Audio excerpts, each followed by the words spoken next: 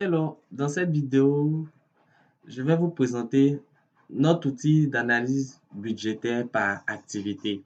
Alors, cet outil va vous permettre de réaliser de réaliser l'analyse et le reporting de plusieurs indicateurs résumés sur 3 pages, des vues d'ensemble, rapport et reporting. Cela par activité.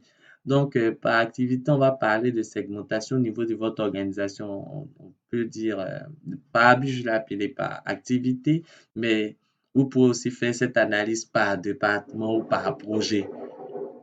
Alors, comment il fonctionne? Il faut savoir que cet outil prend sa source de données dans un fichier Excel. Dans ce fichier Excel, nous allons pouvoir définir d'abord le type d'opération, charge produit, ensuite les différentes activités de l'entreprise, les postes budgétaires, ce sont les différents postes alimentés par le budget au niveau des opérations. Pour plus de sécurité, j'ai lié les opérations à, à notre type de poste avec la mise en forme, je dirais, avec la validation de données. Et sur les deux dernières feuilles, nous allons pouvoir d'une part définir le budget par activité. Donc là, on a la possibilité de définir la date d'exécution, les libellés, le montant du budget, le poste budgétaire auquel se rapporte et l'activité. Ensuite, au niveau des opérations, on va pouvoir enregistrer les réalisations du budget. Donc ici, on a la date de réalisation, le numéro de la facture, la pièce comptable, le libellé, le montant de l'opération, le poste budgétaire lié à l'opération ainsi que son activité.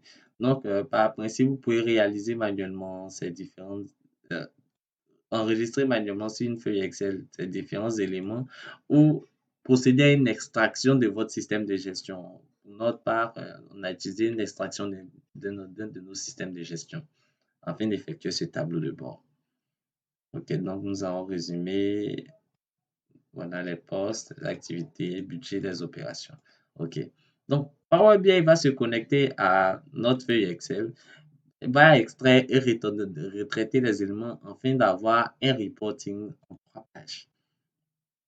Donc, on a la vue d'ensemble qui donne une vue globale sur l'ensemble des informations, prévision vs réalisation. On a le rapport qui est une vue, je dirais, un peu plus synthétique de nos opérations. Et on a le reporting qui va vous offrir, je dirais, le détail des opérations enregistrées. Donc, commençons d'abord par la vue d'ensemble. Sur la vue d'ensemble, on a 3 principaux indicateurs. Donc, on a les charges, prévision vs réalisation. Donc, on pourra comparer nos prévisions aux réalisations en termes de charges. Même chose au niveau des produits, on va pouvoir comparer les prévisions de produits aux différentes réalisations. Ensuite, on a les prévisions de marge. Donc, on a l'analyse prévision vs réalisation au niveau de la marge. La marge partant du principe qu'on a la possibilité ici de définir au niveau de notre poste budgétaire le type d'opération, que ce soit des charges ou des produits. C'est principalement cette information qui est utilisée pour calculer la marge. On a la possibilité aussi de filtrer sur une ou plusieurs années.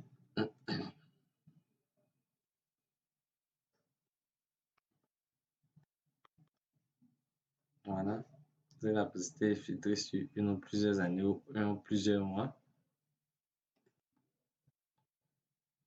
On a la possibilité aussi de sélectionner une ou plusieurs activités.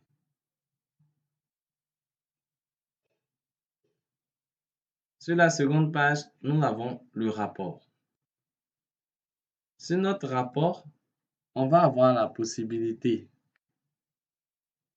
Sur notre rapport, on va avoir aussi la possibilité d'avoir, par rapport à la sélection effectuée, le niveau de marge ainsi que la prévision de marge de la période, le niveau de charge ainsi que la prévision de charge de la période, le niveau de produit ainsi que les prévisions du produit de la période. En dessous, nous avons les réalisations et prévisions par activité et par poste budgétaire.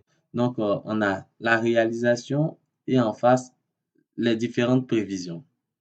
Même chose au niveau de chaque poste budgétaire. Donc, pour les postes budgétaires, on a la possibilité on a, de vraiment aller dans le détail.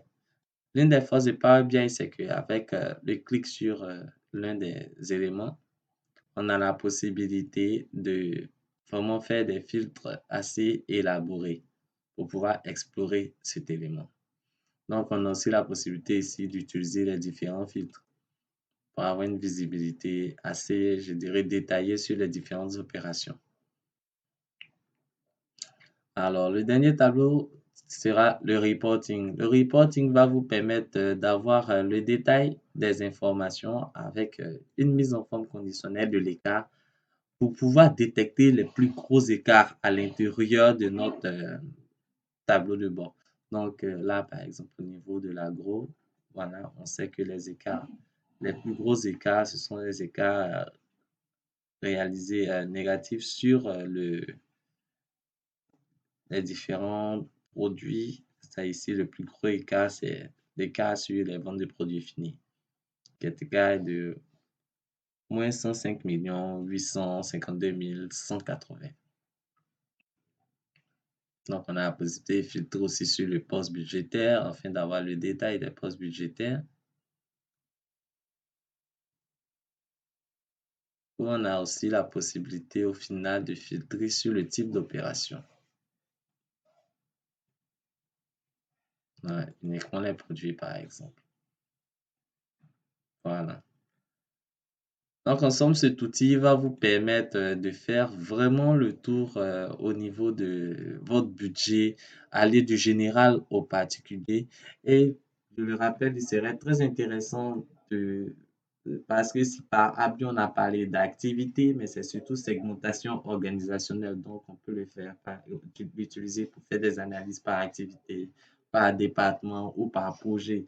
Donc, voir un peu quelle est l'activité qui vous génère les meilleures marges par rapport, comparer cette marge par rapport au budget prévisionnel ou bien savoir quel projet qui est pour vous le plus intéressant avec la possibilité d'analyser vraiment le détail des postes budgétaires. Ok, je pense que nous avons fait le tour. N'hésitez pas pour toutes vos critiques ou observations. Merci.